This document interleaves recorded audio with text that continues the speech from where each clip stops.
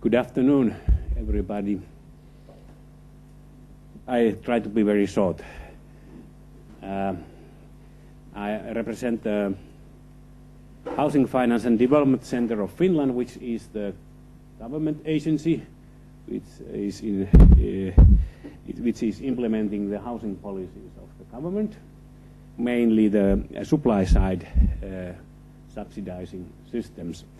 And so it's not only a joke that there is a building crane with a lot of money, because in the state budget this year we have a mandate to accept altogether 1.5 billion euros of interest subsidy loans and government guarantee loans altogether, which could make possible to build over 9,000 new apartments in this country. Last year we managed to start about 7,000 apartments. But the problems is that normal social housing is not so common, and the dominant part of this production is social housing for special groups like these unemployed homeless people, long-term homeless people. So in Finland we have kept the statistics concerning homelessness since the 1987. It was just around the United Nations year of homelessness, and so we have started these statistical surveys, and they are every single year we have gathered this information, and that differs Finland from, for instance, Sweden, where they have problems to do surveys like this. They are about 5 years periods. So I don't know whether this is the true fact of homelessness, but at least it is collected by about the same ways almost 30 years. So there is living on or in the street or temporary accommodation, so it has been minimized very little in these years, and in residential care that is also very little nowadays compared with the beginning of the statistics. But the most part of homelessness people are living temporarily with friends and families, and this is a little bit difficult to estimate in the municipalities. And on the top of these living alone persons, there are homeless families. So it has been very persistent part of this statistic. And this statistics is part of our housing market survey, and this survey was completed by over 90% of the local municipalities in Finland. We still have 304 very independent municipalities, and the cut-off point is 15th of November annually. So it is about the same date when they are calculated from the databases of the rental housing queues and social authorities mainly. And 11 cities are examined in more detail. They are those power cities which are involved in this long-term homelessness reducing programs with acronym PAVO. And last November, altogether 122 municipalities reported homelessness, and it is funny to find out that there are 23 municipalities where there is only one homeless people, so it's very difficult to be about the data protection, but we have this one. But on the contrary, there is about 50 municipalities where there is at least 10 homeless people. This report, its Finnish version was published in January, and this English report will be hopefully published today on our website. Okay, you can read from that report of these figures. Then here are these 11 Paavo municipalities, and the most of the living alone unemployed persons are living in these cities. Actually, Helsinki, the capital, is about half of the whole number of homeless people in Finland. But the number of homeless people, you can see from the statistics, has mainly decreased in Helsinki.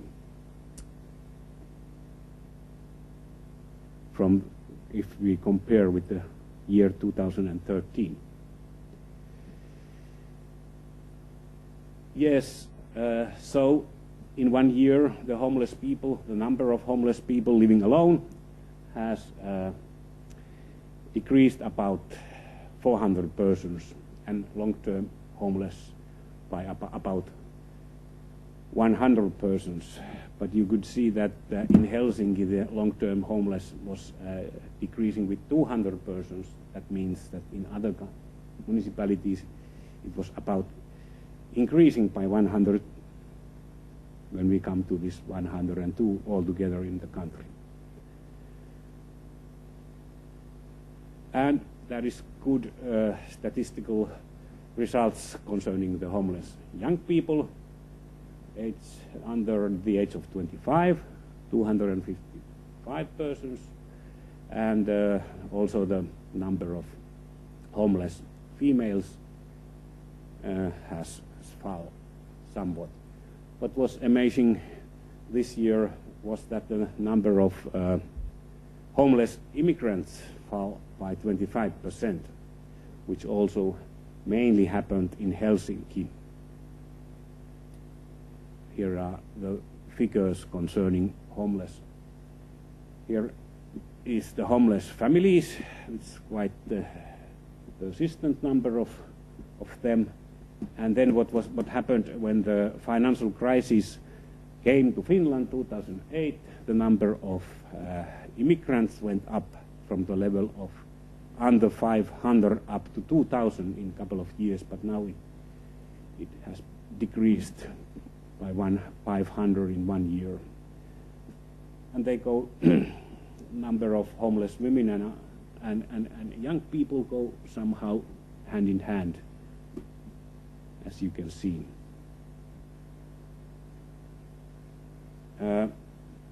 Okay, here is some detailed sentences concerning these changes, 2013, 2014. There is a very substantial fall in the total number in Helsinki. And then here is some records of the other Paavo cities. So the situation is different in different parts of Finland. In the metropolitan area, in Espoo, the both numbers went up, like also in Kuopio, far away from here. In Tampere, it differs a little bit that the homeless people number went up, but the number of long-term unemployed, somehow here long-term homeless people fell. But that is because that the definition of long-term homeless was copied by the long-term unemployed at the time, because you are long-term unemployed if you have been unemployed over 1 year. It's about the same in this long-term homelessness. So it's a Freudian mistake. Okay, in Lahti it is going quite good, and in Turku, Pori and Jyväskylä has not changed much, like it's unchanged in Joensuu too.